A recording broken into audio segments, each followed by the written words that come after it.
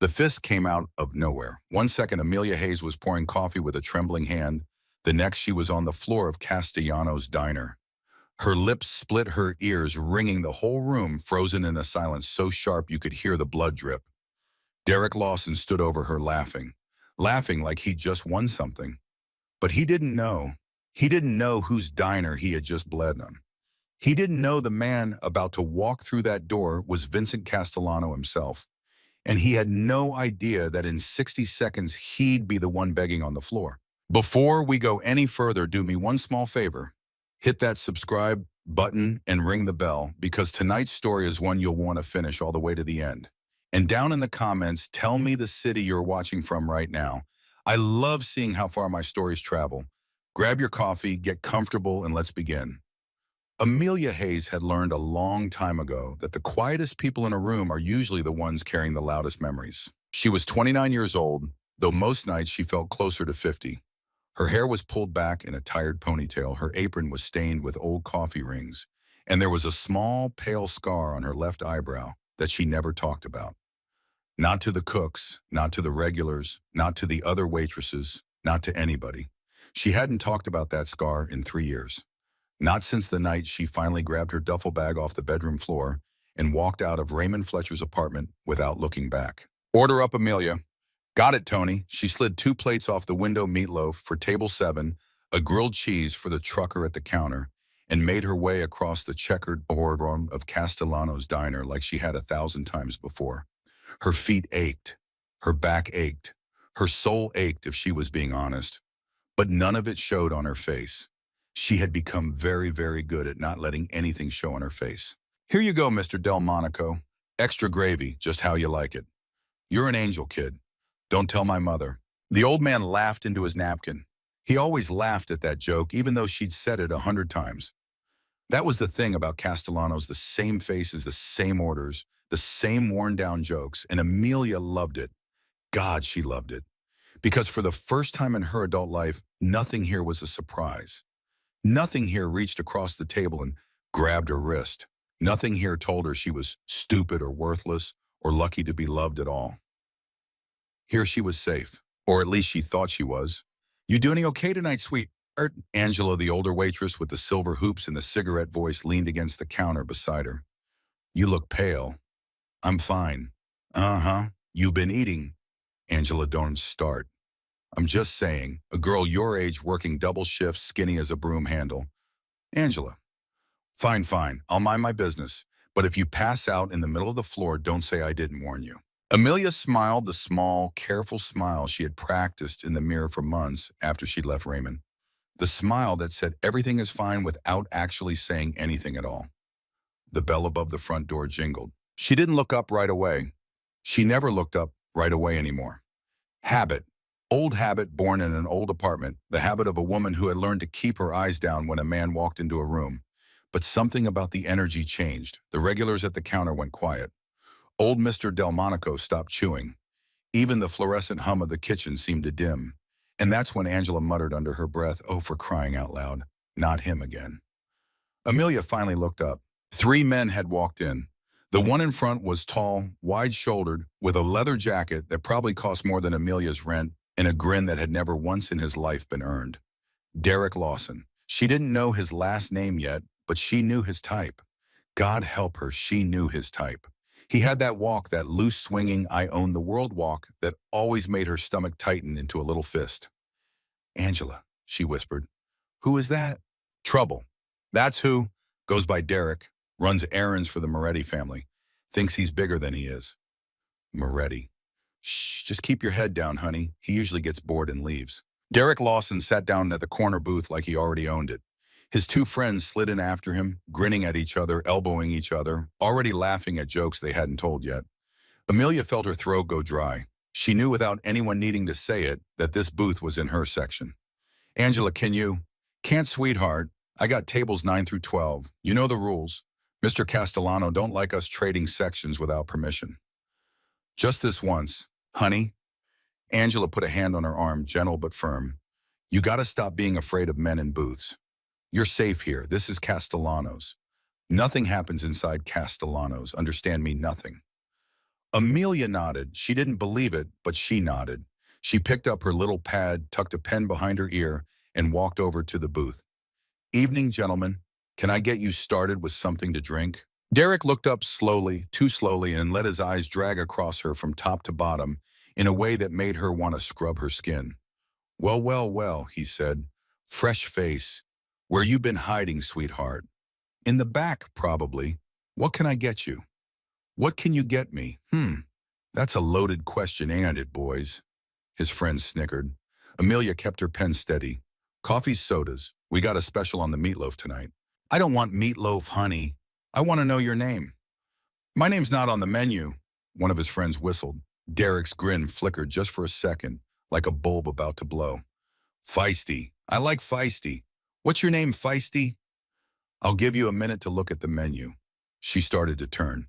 "Hey, hey, hey, hey, I didn't dismiss you, sweetheart." Amelia froze. Just for a half second, just long enough to feel that old cold thing crawl up her spine, the thing she had spent 3 years trying to kill. "Don't turn around," she told herself. Don't. Don't. Just walk. Just walk away and tell Angela and let somebody else handle it." But before she could take a step, Derek's hand shot out and wrapped around her wrist. Not hard, not yet, just enough to remind her that he could. "I said," he murmured, "I didn't dismiss you." Her heart stopped. Every regular in the diner, old Mr. Delmonico, the trucker at the counter, the couple by the window, every single one of them heard that click of tension in the air. Tony the cook leaned forward against the pass-through window. Angela took one slow step toward the booth and then stopped because she knew the rules. She knew the risk. She knew exactly what kind of men these were. Amelia looked down at Derek's hand on her wrist. And something inside her, something she had buried 3 years ago, with a duffel bag and a bruised jaw and a bus ticket to Brooklyn, something inside her looked up from its grave. "Let go of me." Or what? "Let go of me."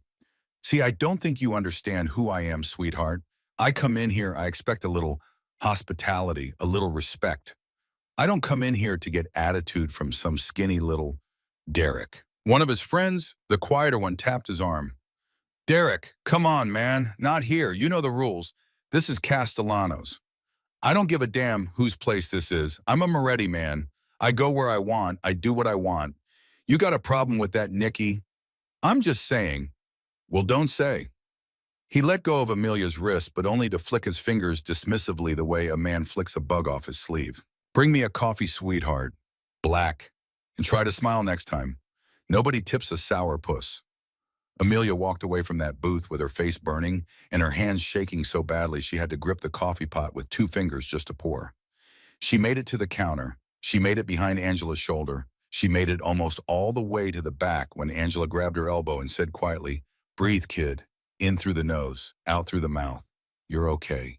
You're okay." He grabbed me. He grabbed me. "I know, I saw." "Why didn't anybody?" "Because the rule of this diner is Vincent's rule. And the rule of Vincent is nobody lays a hand on anybody in here. Period. That's why it was so shocking. That's why every person in this room went still. You understand what Derek just did? He ain't just disrespecting you. He's disrespecting Vincent Castellano in Vincent Castellano's own house. You just don't know it yet." "Who is Vincent Castellano?" Angela hesitated. Then she lowered her voice until it was barely a whisper.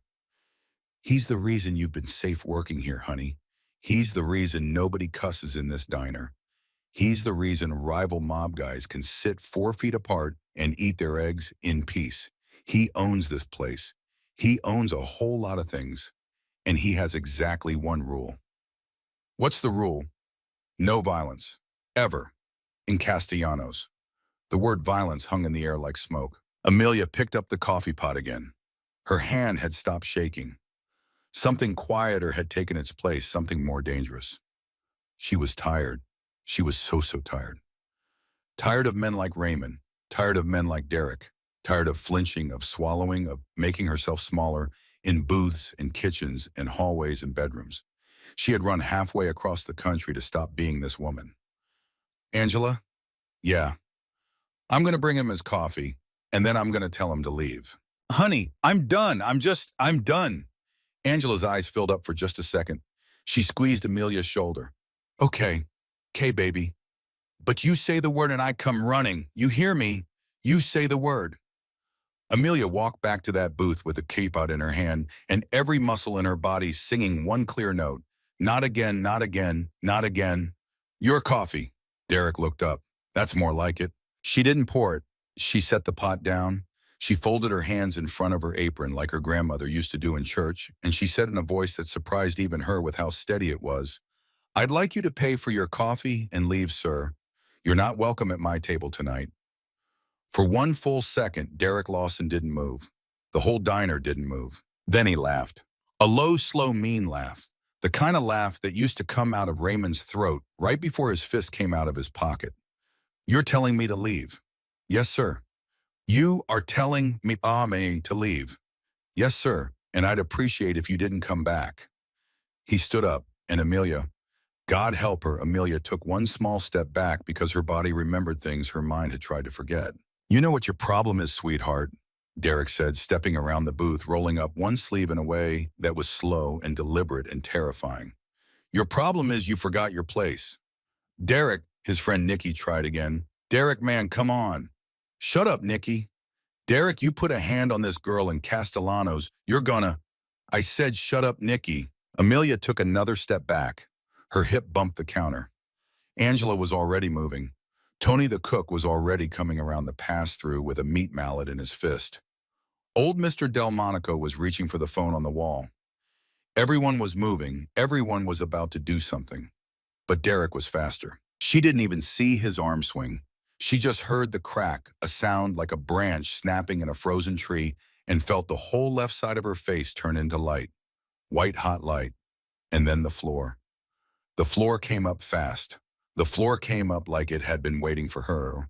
She felt her shoulder hit first, then her hip, then her head, a sharp, sick thud against the checkered tile she had mopped 1,000 times. She couldn't see. She couldn't hear. She could only taste blood. Somewhere a long, long way away, she heard Angela scream her name. She heard Tony shout something in Italian that she didn't understand. She heard chairs scrape and glass break, and the trucker at the counter yell, "Somebody call an ambulance."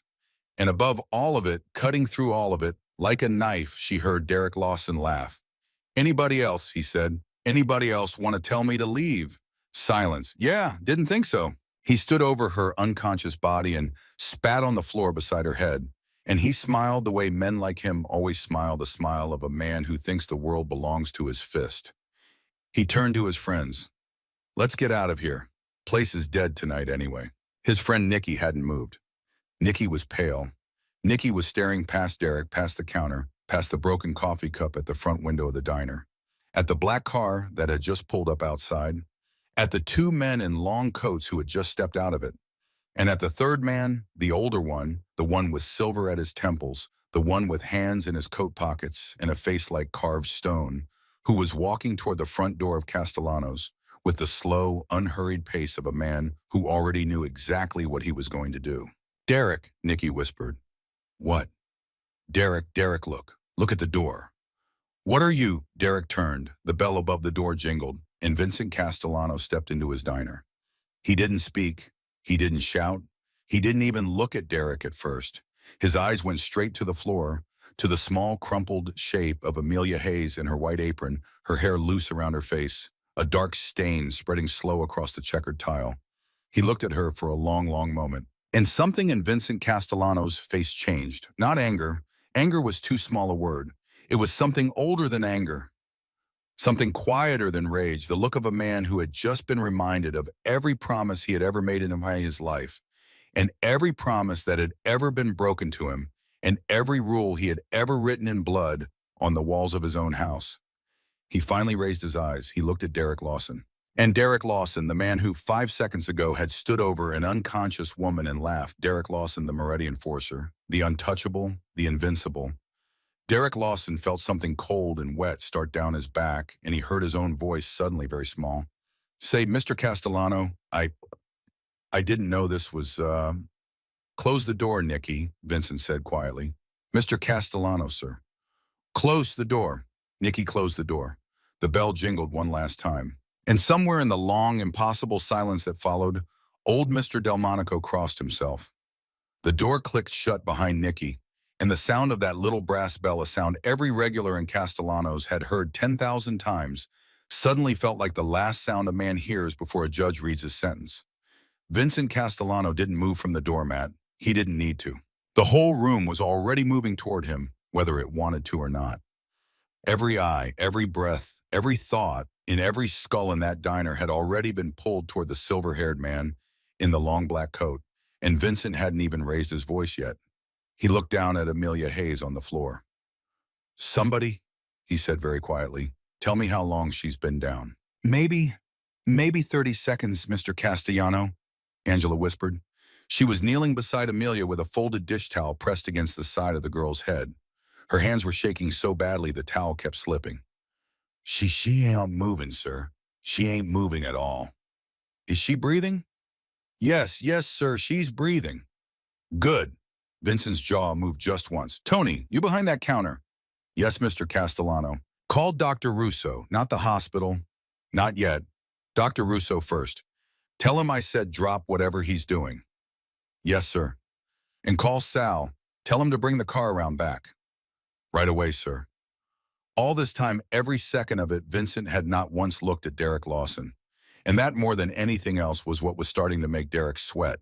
"Mr. Castellano?" Derek tried to laugh. It came out dry. "Mr. Castellano, listen, there's been a misunderstanding here, all right? The girl, she got mouthy with me. She was disrespecting me, okay, in front of my boys, and I'm..." "Derek," Nikki's voice was a ghost. "Derek, stop talking. I'm begging you. Stop talking." "Nikki, shut your mouth. Mr. Castellano, with all due respect, I didn't know this was your place. I swear on my mother I didn't." "You didn't know." Vincent's voice had gone soft. That was the thing that made Angela look up sharp, and that was the thing that made old Mr. Delmonico cross himself a second time. Because every regular in Castellanos knew that when Vincent's voice went soft, you did not want to be the person he was talking to. "You didn't know this was my place." "No, sir, I swear." "Derek." Vincent finally lifted his eyes. "The name of the diner is Castellanos. It is painted in 6-inch letters on the window behind you. It is printed on the menu in your hand. It is stitched on the apron of the woman lying at my feet. And you walked in here, you sat down in my booth, you ordered my coffee, you grabbed my waitress by the wrist, and now you are standing on my floor telling me you didn't know." "Mr. Castellano, do I look stupid to you, son?" "No, sir. No, sir, absolutely not." "Then don't talk to me like I am." Derek's mouth opened and closed. Nothing came out. Vincent took one step forward. Just one. And Derek, who outweighed him by 40 pounds and was 15 years younger, took one step back without meaning to. "Mikey," Vincent said without turning his head. "Paulie," the door. The two men in long coats who had walked in behind Vincent stepped quietly into position, one in front of the front door, one in front of the kitchen hallway. They didn't draw anything. They didn't have to. They just stood there with their hands folded in front of their belts the way ushers stand at a funeral. Nikki whimpered. There was no other word for it. A grown man, 28 years old, 6 feet tall, and he whimpered. "Mr. Castellano," Nikki said, his voice cracking in the middle. "Sir, please, I didn't touch her. I swear to God. Sir, I told him to stop. I told him, sir, you can ask anybody in here. I told him, I believe you, Nikki. You do. I do. Oh, thank God. But you sat down at that booth with him. You laughed at his jokes. You let him put his hand on her. And that means I still got a problem with you. We'll talk about your problem later. Right now I'm talking to your friend." Nikki shut up so fast his teeth clicked. Vincent took a second step. Derek took another one back and hit the edge of the booth with the back of his knees. "Sit down, son." "Mr. Castellano." "I said sit." Derek sat. His hands were on the table in front of him, flat palms down the way a man sits when he's been pulled over by a cop, and he's trying very hard to look like he has nothing to hide. But his fingers were trembling. Every regular in the diner could see it. Every regular in the diner was pretending not to look. Vincent slid into the booth across from him. Calm, patient, like a grandfather sitting down to Sunday dinner. "You know," Vincent said, "I've been running this diner for 26 years. Did you know that Derek..."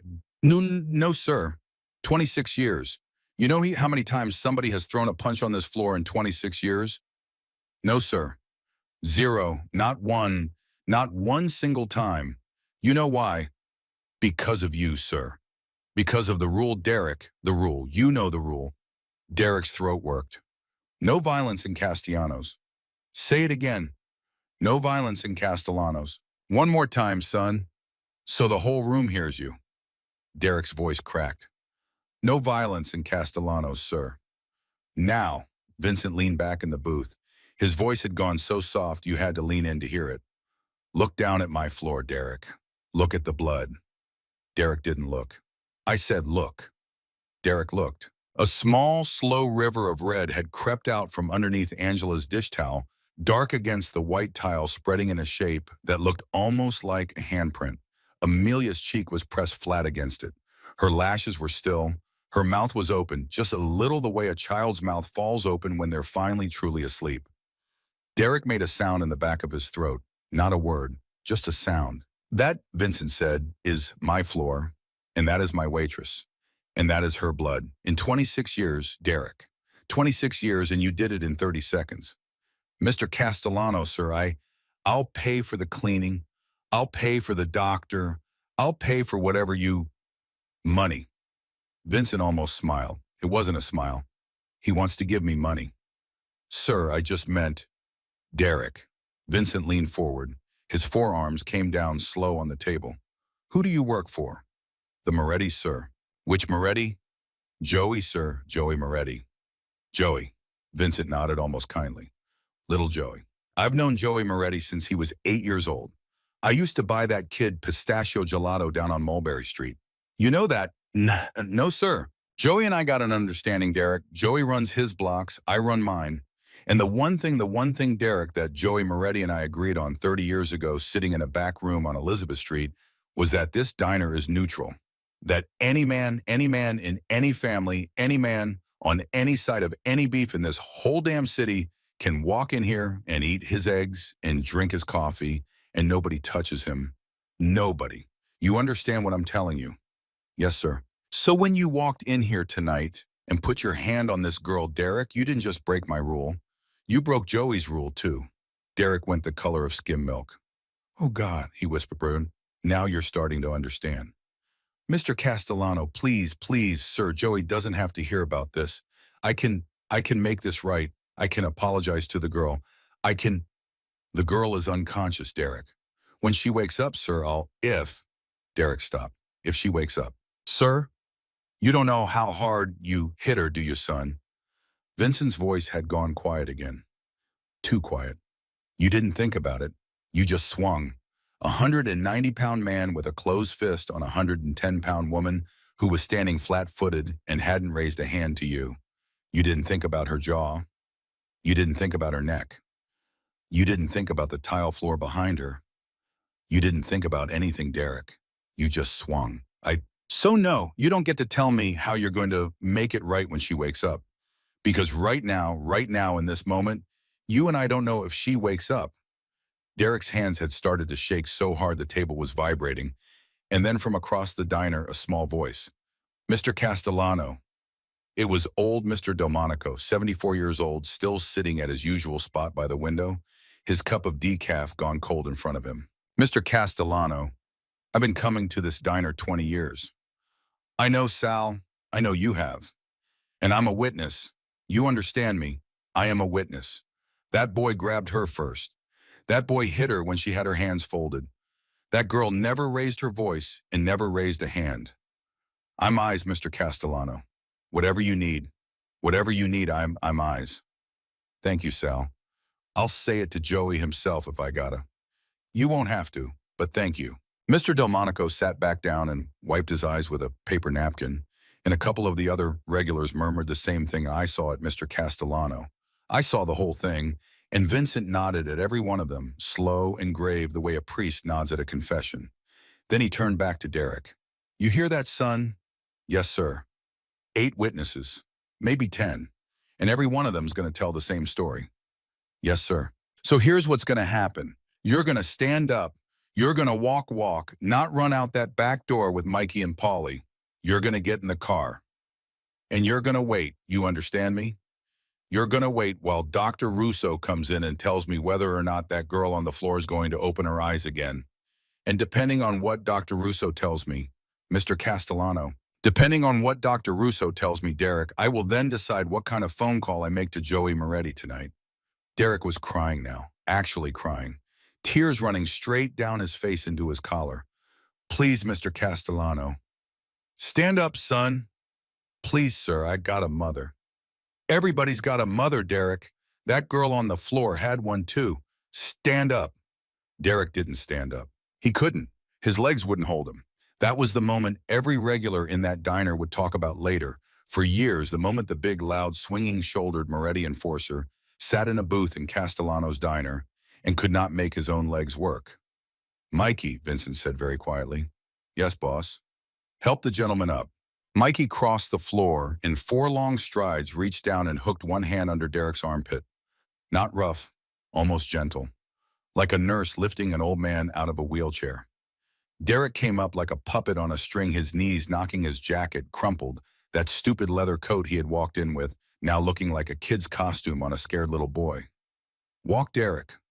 Mr. Castellano, I'm begging you. You are embarrassing yourself in front of my customer's son. Walk. They started toward the back hallway, and that was when Amelia Hayes groaned. Everyone froze. It was a small sound, barely a sound at all, a thin little breath through bloody lips, a twitch of her fingers against the tile. Angela gasped and leaned down close. Baby, baby, can you hear me? It's Angela. It's Ang, sweetheart. You're okay. You're okay. Don't try to move. Don't try to. Amelia's eyelashes fluttered. Ang, I'm here, baby. I'm right here. My head. I know, sweetheart. I know the doctor's coming. The doctor's coming. Right now. You just stay with me, okay? You stay with Angela. Vincent Castellano, who had been halfway to the back hallway, one hand on the small of Derek's back, stopped dead in his tracks. He turned around.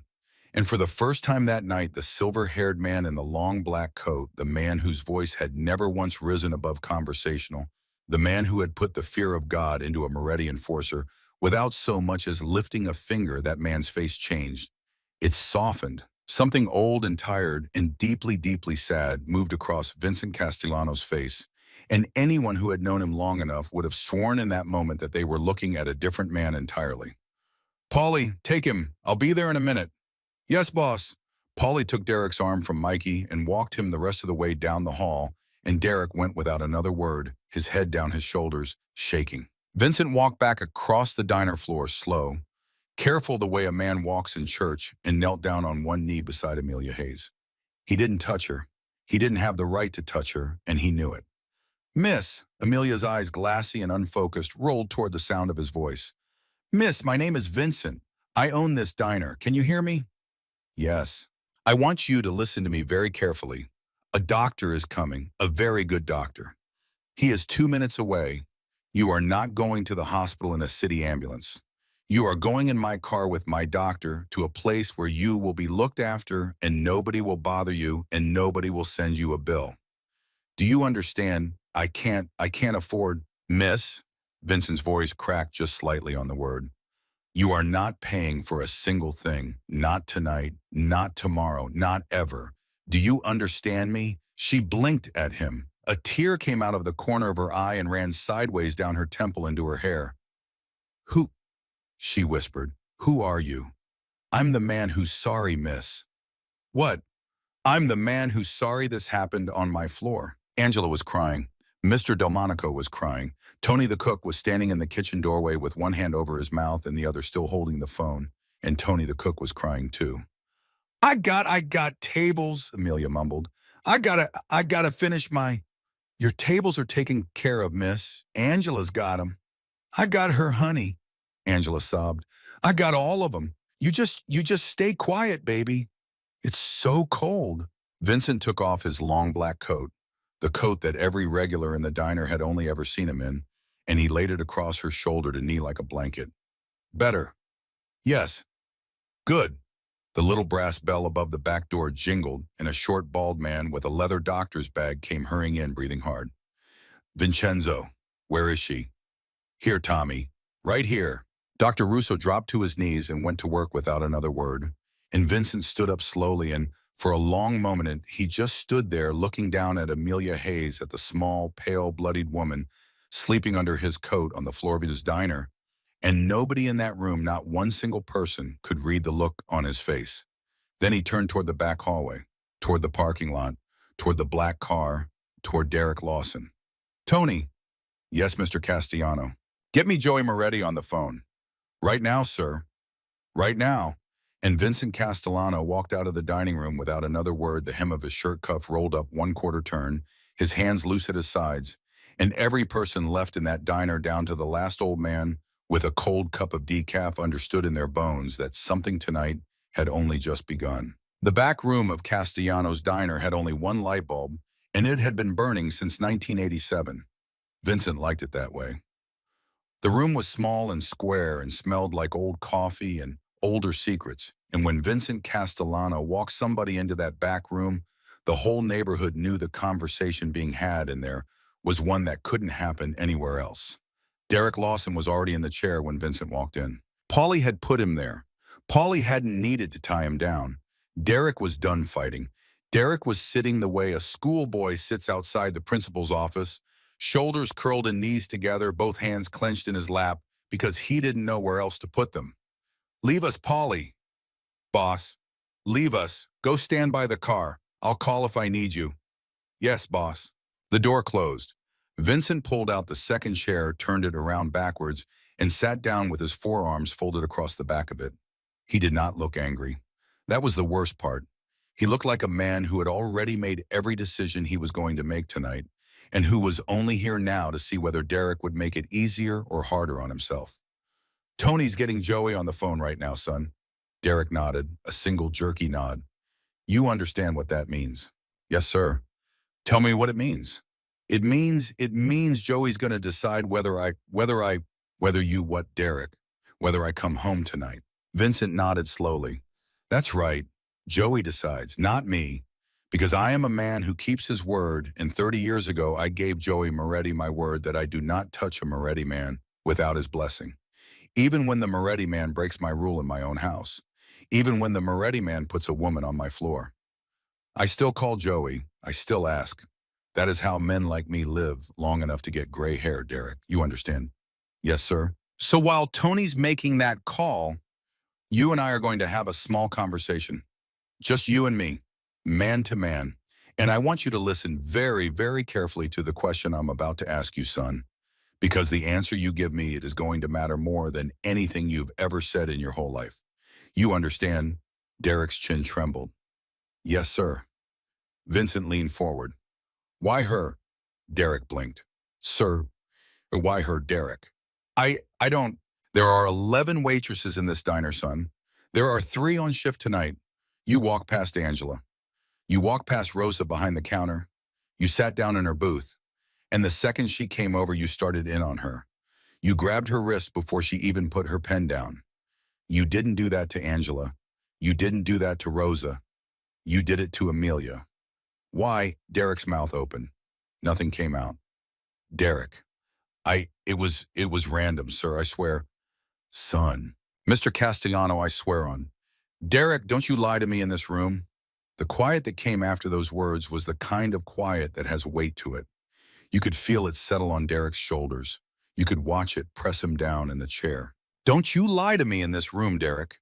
Because if Joey Moretti comes on that phone in 3 minutes and tells me to let you go, and then 6 months from now, a year from now, I find out that you walked into my diner tonight with a name in your pocket, and that name was hers, you are going to wish Joey had said something else on that phone call. Do you understand me, son?" Derek started crying again. Not the loud crying from before, the quiet kind, the kind that comes from a place a man doesn't usually visit. He said, "I just had to scare her, Mr. Castellano." He said. Vincent went very, very still. "Who said Derek?" He said nobody was going to get hurt.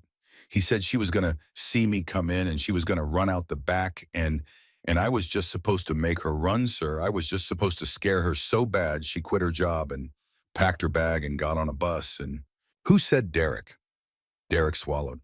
A guy in a bar, paid me $2,000. I never saw him before. I swear to Christ, Mr. Castellano, I swear on my mother's grave. His name. He didn't give me Derek. Raymond, the name burst out of Derek's mouth like he'd been holding it underwater. Raymond something. Fletcher, Raymond Fletcher. From up in Albany, that's all I got, sir. That's all I got. He was just some guy in a bar with a picture in his hand and $2,000 in an envelope. And he said the girl used to be his wife and she run off on him and he just wanted her to come home. That's what he said, sir. I swear to God, I didn't know. I didn't know she. Vincent Castellano did not move. He did not blink. He sat there, forearms folded on the back of that chair for a count of 5 full seconds. And in those 5 seconds, Derek Lawson would later swear that he watched the temperature in the room drop 10 degrees. Raymond Fletcher, Vincent said. Yes, sir. A man hired you, a stranger in a bar, hired you to come into my diner on my floor to terrorize my waitress so that he could what? Follow her to the bus stop, grab her in the alley, put her in a trunk. Is that the plan? Derek, is that the plan you took $2,000 for? I didn't ask what the plan was, sir. You just took the money. Yes, sir. You just took the money and you didn't ask. Yes, sir. Vincent slowly let out a breath.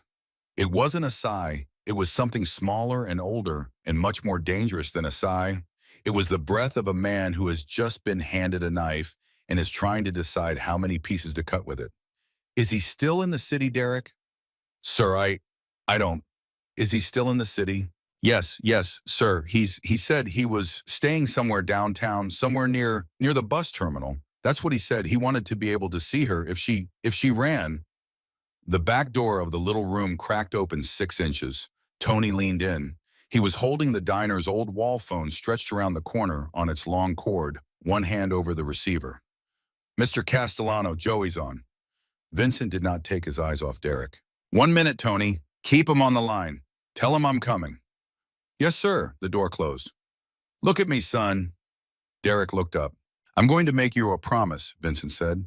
I am going to make you one promise tonight, and it is the only promise I am ever going to make you in my entire life. You are going to tell me every single thing you know about Raymond and Fletcher. His face, his height, his jacket, the bar where he found you, the hand he handed you that envelope with. Every detail, Derek, you are going to tell me while I'm on the phone with Joey. And if you tell me the whole truth, Derek, not 90%, not 99, 100, then I am going to ask Joey for your life. And I am going to get it. You understand? Yes, sir. And if you lie to me even once, I won't, sir. I won't, I swear. If you lie to me even once, Derek, I'm not going to call Joey back. I'm going to call Raymond. Derek's face went the color of ash. And I'm going to give him your address. Oh, God. Oh, God. Mr. Castellano. We understand each other. Yes, sir. Yes, sir. We understand. Good boy. Vincent stood up. He did not look back at Derek. He did not need to. He walked out of that back room with the slow, easy step of a man who had just finished the smallest part of a very long night, and he took the phone from Tony's hand and he pressed it to his ear. Joey, Vincenzo, I'm sorry to call you at this hour. I heard somebody made a mess in your house tonight, Vincenzo. News travels fast. Nicky called his uncle. His uncle called me. Tell me what you need. I need a minute of your patience, Joey.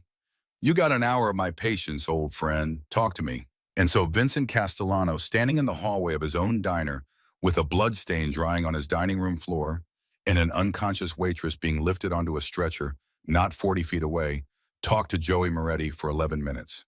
And in those 11 minutes, Vincent's voice never rose once and never dropped once, and every word that came out of his mouth was chosen the way a surgeon chooses a stitch. When he hung up, Tony was waiting. What did he say, Mr. Castellano? Joey said the boy mind, Tony. Joey said he's embarrassed. Joey said the boy will not see another payday from the Morettis as long as he lives. Joey said if I want the boy in a river, the ball goes in a river, and there will be no questions asked. And what did you say, sir? Vincent was quiet for a long moment. I told him the boy stays above ground. For now. For now, sir. For now, Tony, because the boy is useful. The boy has a name in his pocket I need. Tony crossed himself. Vincent walked back out into the main room of the diner. Dr. Russo was standing beside Amelia, his little flashlight still in his hand. his face set in the serious, careful expression that every regular in Castellanos knew meant the doctor was about to say something true. Angela was still on her knees beside Amelia, still holding her hand. Mr. Delmonico was standing now, leaning on his cane, watching with his mouth set in a thin, tight line. "Tommy," Vincenzo, "tell me, she's got a concussion, a bad one. Left side of her jaw is fractured hairline. Maybe worse, I need an x-ray to be sure. Her left eye is going to swell shut by morning. She's going to hurt for a month. She's going to need stitches above her temple. Will she wake up, Tommy?" "She is awake, Vincenzo. She's been in and out. She knows her name. She knows what year it is. She's scared and she's in a lot of pain, but her brain is in there. Her brain is working. She's going to be okay." Vincent closed his eyes for one long second. For the first time that night, his shoulders came down about half an inch. "Thank you, Tommy. Don't thank me yet. I need to move her. She needs a CT. I want her at St. Agnes tonight under a different name in a private room, and I want her there in the next 20 minutes. You got it. Sal's got the car running." And Vincenzo? "Yeah, Tommy. This girl, how do I say this? She's got old bruises, Vincenzo, on her ribs, on her left arm, yellow-green, the kind from a month ago, 2 months ago. This ain't the first time somebody put hands on this girl." Vincent's eyes opened. "I know, Tommy." "You know, I know now." "Vincenzo." "Tommy, what are you going to do?" "I'm going to put her in your car, Tommy, and then I'm going to take a drive downtown." Dr. Russo looked at him for a long moment. Then he nodded once short, the way old friends nod when they've known each other 42 years and don't need more words than that. Amelia was stirring. "Where?" "Hey, honey." Angela leaned in close. "Hey, baby, it is okay. You're okay. The doctor's here. We're going to take you somewhere safe, okay?" "My purse." "I got your purse, sweetheart. My apartment, my key." "Nobody's going to your apartment tonight, miss." That was Vincent's voice, soft right beside her ear. Amelia's good eye rolled toward him, glassy, uncertain. "You, me, miss? You're the one who, I'm the one who owes you an apology, miss, for what happened on my floor. I'm going to spend a long time making it right. I don't understand. You don't have to understand anything tonight, miss. You have to go to sleep in a clean bed and let the doctor put you back together. Everything else can wait." "My job." "Your job is safe. Your paycheck is safe. Your apartment is safe. For the next 6 weeks, miss, you are going to rest. You are going to eat. You are going to heal. And you are not going to worry about a single bill. I promise you that on my mother's name." Amelia's good eye filled up. Why what, miss? Why are you doing this? You don't even know me." Vincent was quiet for a long second. Then he said very quietly, "I had a daughter once, miss, a long time ago. She was about your age, and she came home one night with a bruise on her face just like the one you're going to have in the morning. And I didn't move fast enough. I was across the country on a thing. I got the call. I got on a plane. I got there too late. Do you understand what I'm telling you, miss?" Amelia's lip was trembling. "I'm sorry." "No, miss. No. You don't say that word to me tonight. Not one time. The people who are sorry tonight are the people who did this to you. And I promise you, miss, I promise you on my daughter's name, every one of them is going to say that word to me before the sun comes up. Everyone." Amelia's good eye blinked slowly. "There's more than—" "Yes, miss, there's more than one. Raymond." The name came out of her mouth in a whisper, and when it did, the whole diner went still. Angela's head snapped up. Dr. Russo's hand paused on Amelia's wrist, and Vincent Castellano leaned in close and said very softly, very gently, the way a grandfather tells a child that the monster under the bed is already gone. "I know, miss. I know his name. You are safe now. Go to sleep." She closed her good eye. Dr. Russo and Sal lifted the stretcher together, careful, and they carried her through the back hallway and out into the car that was waiting in the alley with the engine running. Angela rode with her. Mr. Delmonico stood and watched them go, leaning on his cane, and the old man crossed himself a third time as the black car's tail lights disappeared down the block. Vincent stood alone in the middle of his dining room floor. He looked at the blood on the tile. He looked at the coffee pot still sitting on the table in the corner booth. He looked at his own hands. And then quietly, almost to himself, he said, "Tony, Yes, Mr. Castellano. Lock the front door. Flip the sign. We're closed for the night. Yes, sir. Polly. Yes, boss. Get the boy in the car. The trunk stays open. I want him to see the sky while we drive. Yes, boss. And Mikey. Yes, boss. Get me an address downtown.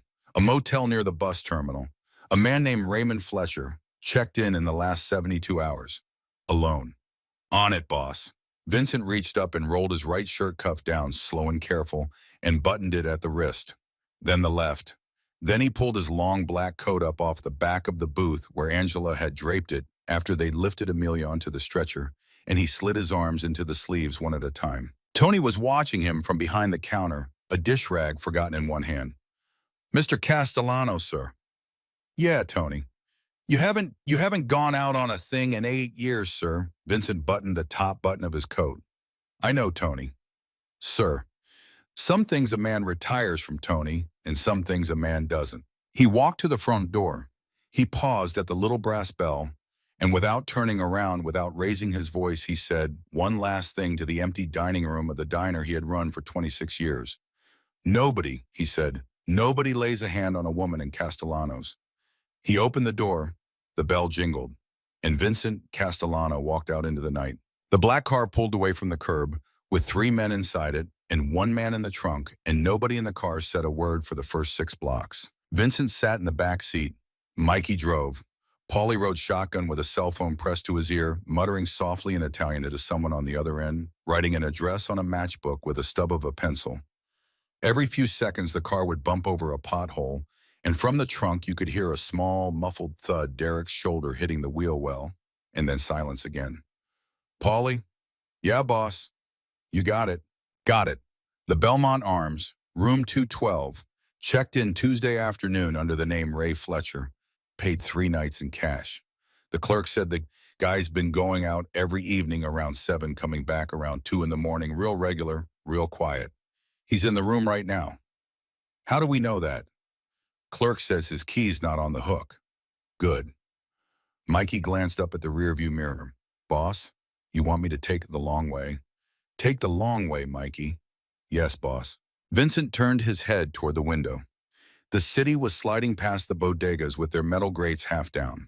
The old men out on stoops, smoking the kids on the corner, with their hoods up, and Vincent looked at all of it and didn't see any of it because in his mind, he was sitting in a hospital waiting room in Denver, Colorado 8 years ago, listening to a doctor he didn't know tell him in a quiet, apologetic voice that his daughter Sophia had passed at 4:17 that morning, and there was nothing more they could have done, and he was so sorry for his loss. Vincent closed his eyes. He hadn't thought about that waiting room in a long time.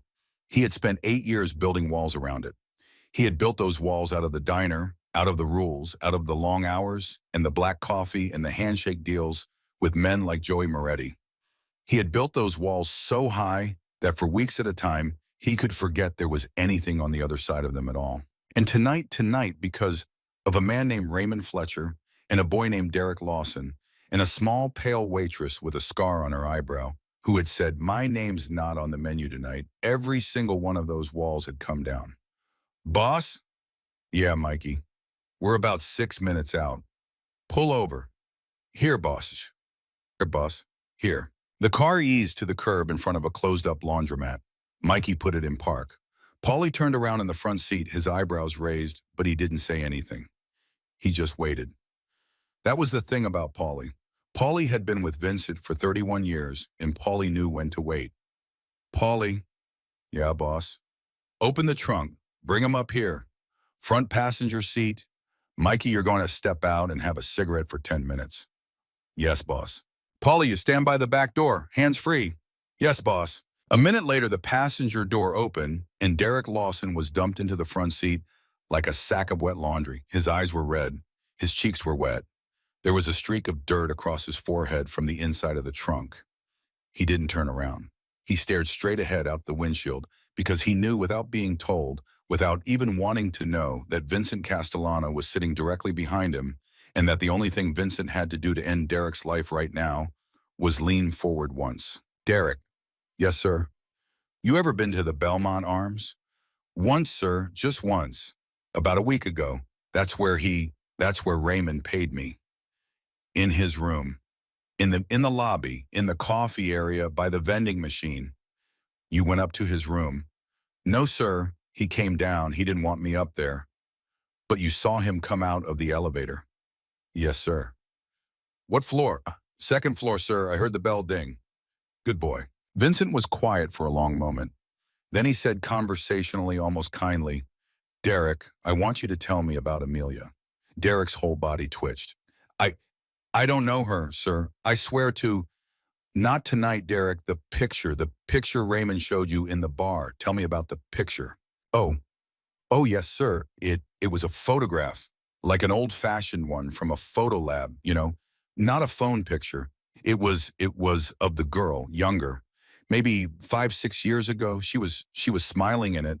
She had long hair, and there was a man in the picture with her, sir, with his arm around her. Raymond. Yes, sir. Describe him. He's big, sir.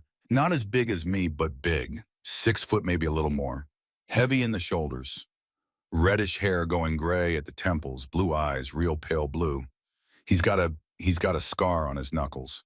Right hand. Like an old break that healed wrong. I noticed it when he handed me the envelope. What does he wear? A brown leather jacket. Old one.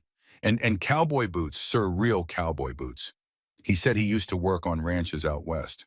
That's what he told me. What's his voice sound like? Soft, sir. That's what threw me. He's got this soft, real gentle voice, like a preacher, sir. Like the guy wouldn't swat a fly. Vincent nodded slowly. The ones that do the most damage always sound like preachers, Derek. Yes, sir. What did he tell you about the girl?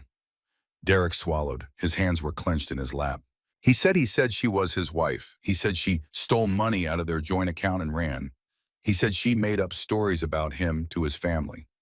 He said everybody believed her because she's pretty, and people always believe a pretty face. And he said all he wanted was to talk to her. Just talk to her. He said if she'd just come home, he'd forgive everything. And you believed him? Yes, sir. For $2,000, you believed a man you never met when he said his wife was a thief and a liar? Yes, sir. Derek. Yes, sir. When he handed you the envelope, when you saw the scar on his hand, when you heard that soft preacher voice of his, did any part of you, son, think this man is lying to me? The silence stretched out a long time. Yes, sir. But you took the money anyway. Yes, sir. I took the money anyway. Say the rest, Derek. Derek's face crumpled. Because I didn't care, sir. Because it wasn't my problem.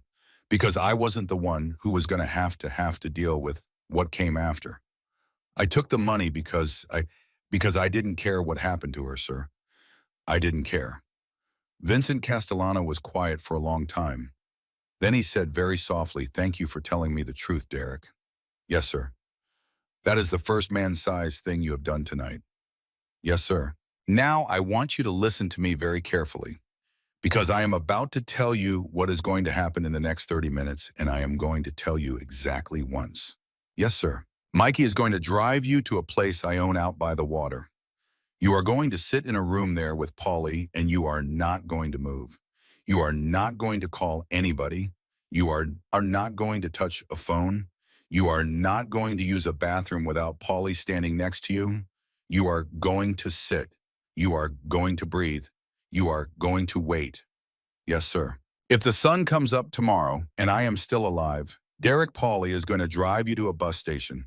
He is going to put you on a bus. That bus is going to go somewhere that is not New York. You are not going to come back to New York. You are not going to call Joey Moretti. You are not going to call your mother. You are going to get off that bus in some town you have never heard of, and you are going to find a job washing dishes or digging ditches or sweeping floors. And you are going to do that job, Derek, every day for the rest of your life, like a man who has been given a second chance that he did not earn. Do you understand me? Yes, sir. And if the sun comes up tomorrow and I am not still alive, oh God, then Paulie is going to put you in the ground behind the place by the water, Derek, because you are going to be the last loose end. And men in my line of work do not leave loose ends behind them when they go. Do you understand? Yes, sir. Yes, sir. Good.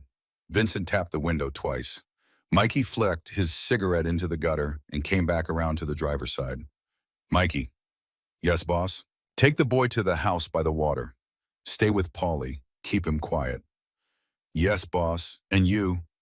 Drop me 2 blocks from the Belmont. I'll walk the rest. Boss, Mikey. Yes, boss. I want to walk the rest. Yes, boss. The car pulled away from the laundromat and took the back streets quiet, careful the long way. Derek Lawson stared straight ahead the whole drive and did not say one more word.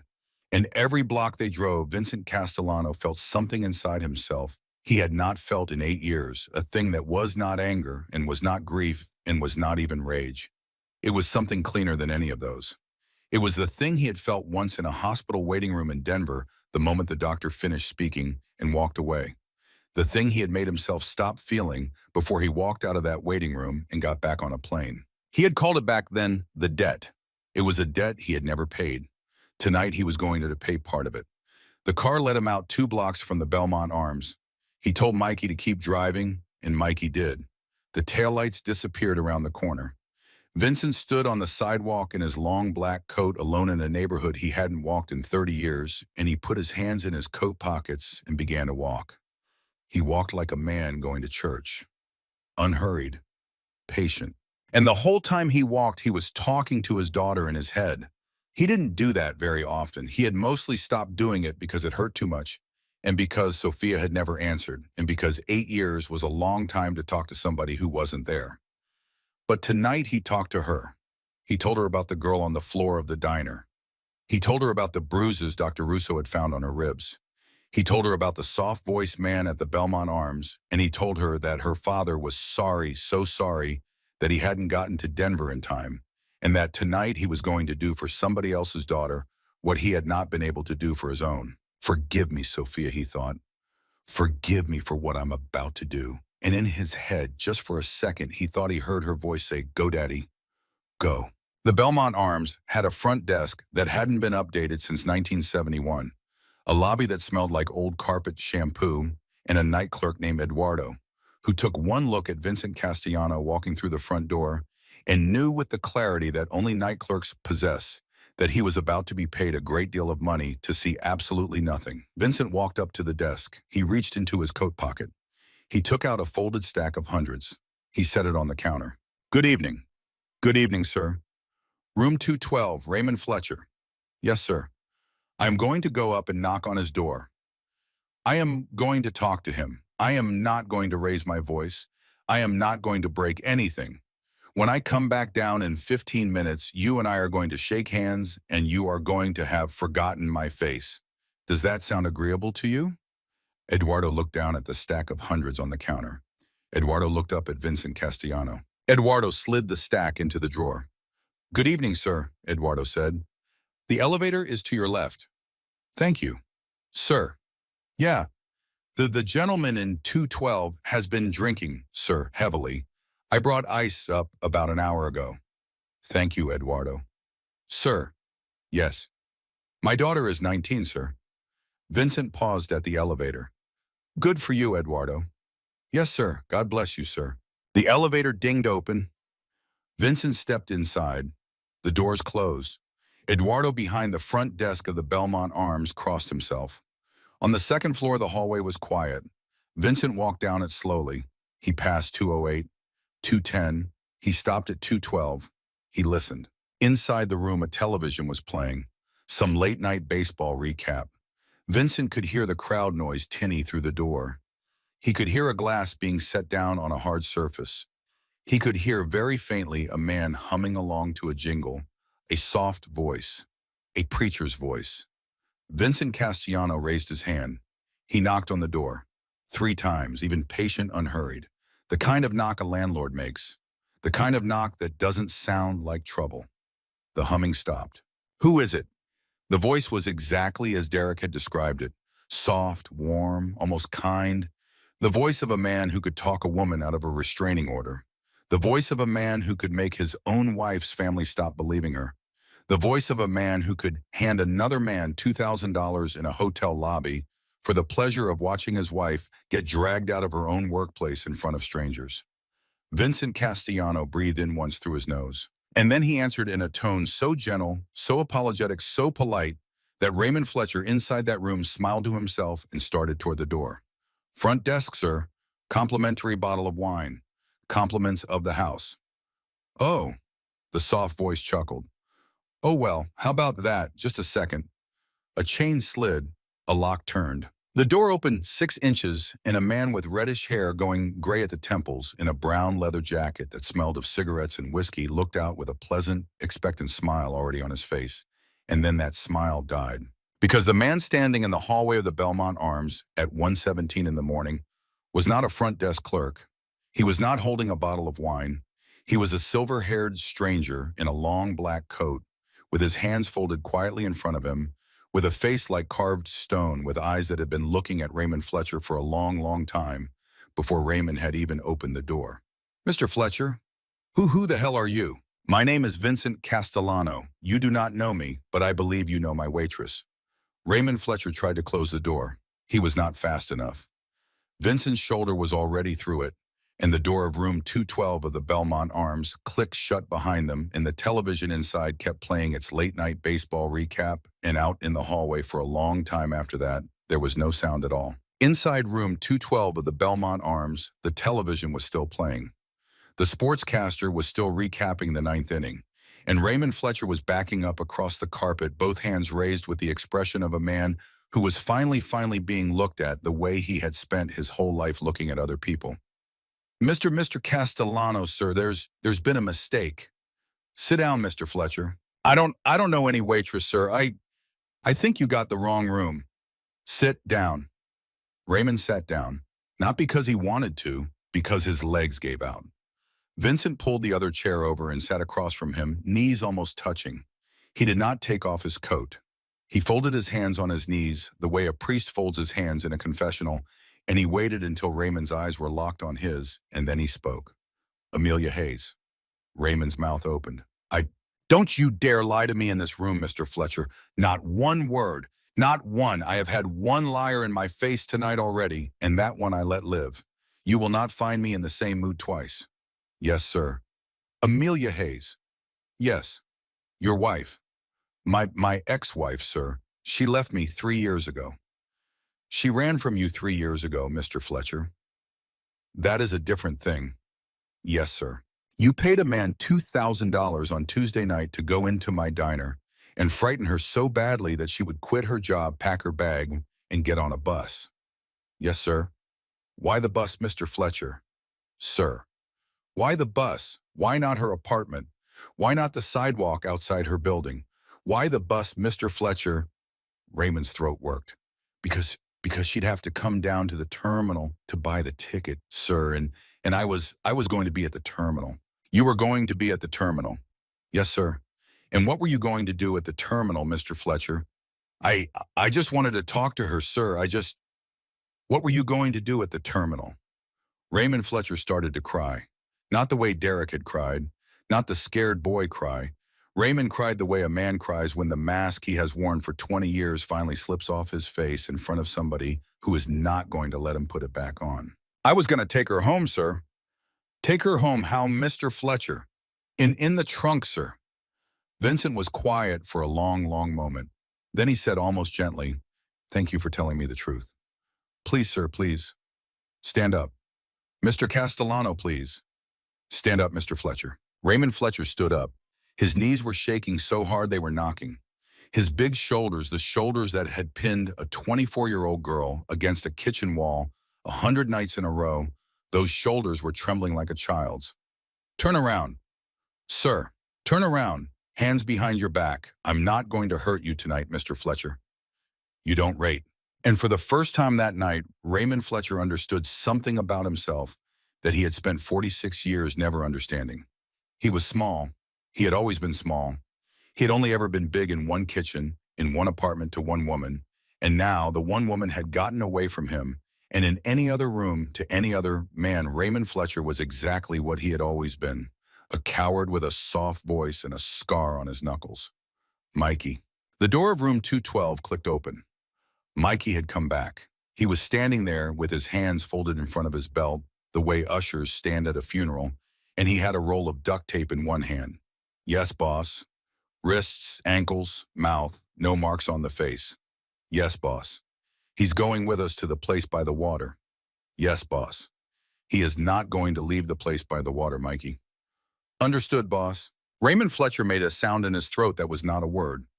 Vincent turned his head toward him almost kindly. Mr. Fletcher, I want you to understand something. I am not doing this because you hit her. Men hit their wives every day in this city, and I do not drive to their motel rooms because it is not my business. I am doing this because you paid a stranger $2,000 to put her on my floor. You made it my business, Mr. Fletcher. You walked into my house.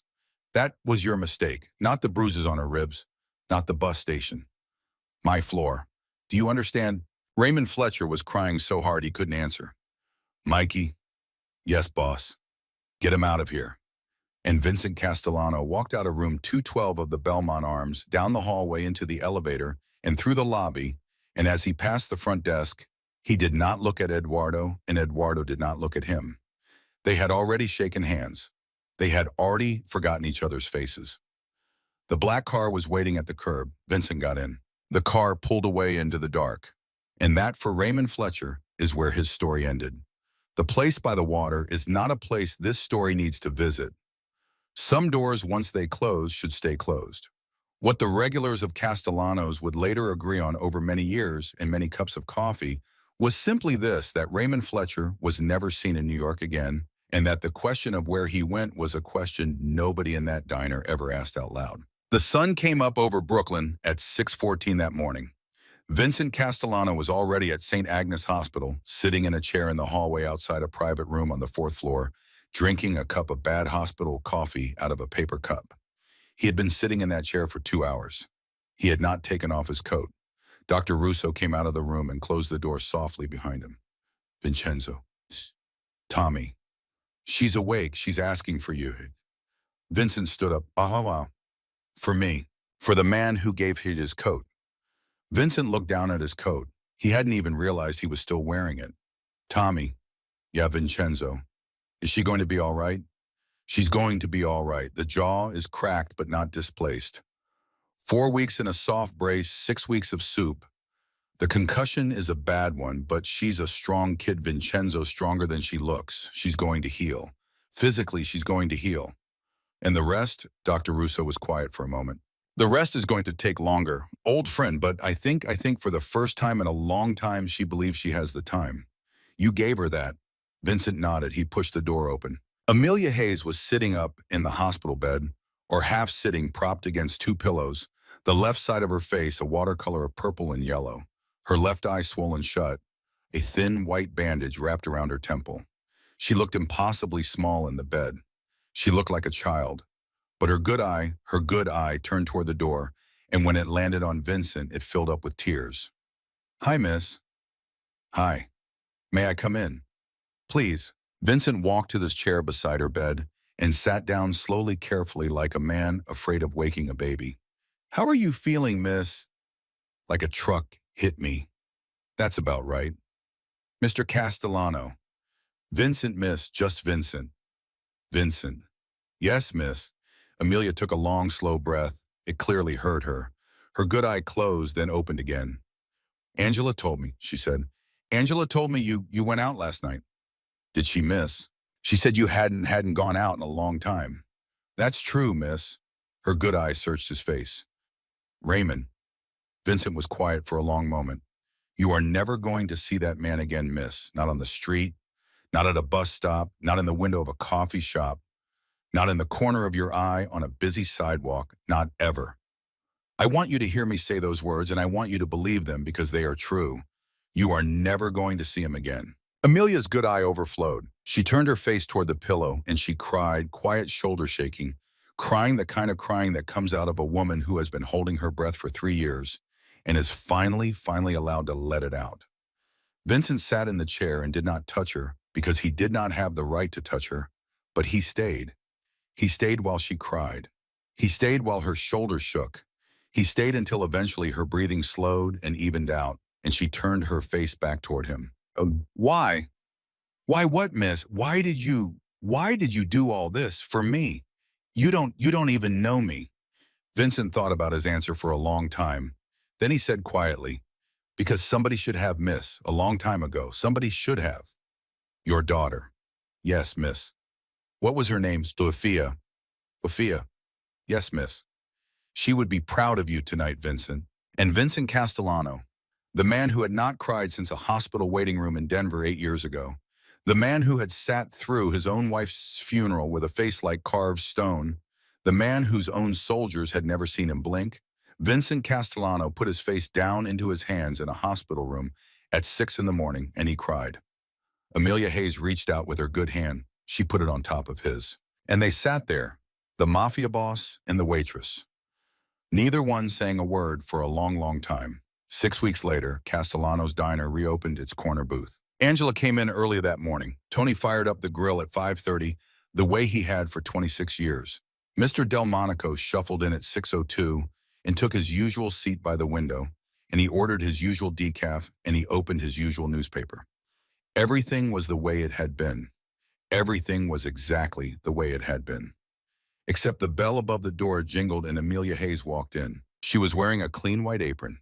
Her hair was pulled back in a ponytail. The bruising was long gone. A very thin silver scar ran from the edge of her left eyebrow down to her cheekbone, a scar she no longer tried to hide with makeup, because she had decided at some point in the last 6 weeks that her scars were allowed to be seen now. She looked different. It took Angela a second to figure out why, and then Angela figured it out. Amelia was walking into the room with her head up. "Baby." "Hi, Ang." "Baby, come here, come here, come here." Angela wrapped her up, careful of her ribs, and held her for a long, long time, and half the regulars in the diner started clapping because that is what regulars do. And Mr. Delmonico stood up behind his newspaper, and he clapped too. And Tony the cook came out from behind the counter, wiping his hands on his apron, and his eyes were wet, and somewhere in the middle of all of it, Amelia Hayes started laughing, really laughing, the kind of laugh that comes out of a woman's chest and surprises her, the kind of laugh she had not made in a very, very long time. "I missed you all," she said. "I missed you all so much." "We missed you too, baby." "Where do you want me, Ang?" Angela pointed. "Your booth is waiting, honey." Amelia walked over to the corner booth. The booth where a man had grabbed her wrist 6 weeks ago. The booth where she had stood, pen in hand, and folded her hands in her apron and said, "I'd like you to pay for your coffee and leave, sir." She stood in front of it now. She put her hand on the back of the vinyl seat. She took one slow breath, and she was not afraid. And that was the thing. That was the whole thing. She was not afraid. The bell above the front door jingled. Vincent Castellano walked in. He was wearing his long black coat.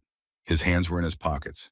He looked exactly the way he had looked the night he had walked in and ended everything, and exactly the way he had looked 6 weeks ago, sitting in a chair beside a hospital bed, and exactly the way Amelia realized he had probably looked for the last 30 years, a man who had decided a long time ago what kind of man he was going to be and who had never once since then changed his mind. "Good morning, miss."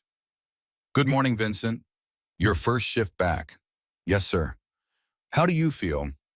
Amelia looked around the diner, at Angela behind the counter with a pot of coffee in her hand, at Tony in the kitchen window flipping 3 eggs at once, at Mr. Delmonico lowering his newspaper to watch her, at the checkered floor she had mopped 1,000 times that had once had her blood on it and that was now clean and was now hers again. She looked back at Vincent Castellano. "I feel like I'm home, sir." Vincent nodded, slow and grave. "Then welcome home, miss." He walked to a booth near the window. Angela was already pouring his coffee. Amelia tied her apron strings behind her back, tucked her pen behind her ear, and picked up her pad. She walked across the diner floor with her head up. She walked to the regulars at the counter, and she said, "Good morning, Mr. Delmonico." And she said, "Refill, Mr. Russo." And she said the usual, "Freddie." And every one of them smiled at her, and every one of them called her honey, and every one of them, every single one of them, made sure she could see their eyes. She was theirs now. She was home. And Vincent Castellano sat in his booth by the window with his coffee in his hand, and he watched her move through the diner she had come back to, and he thought for the first time in 8 years that somewhere, somehow, his daughter Sophia was watching too. He set his coffee down.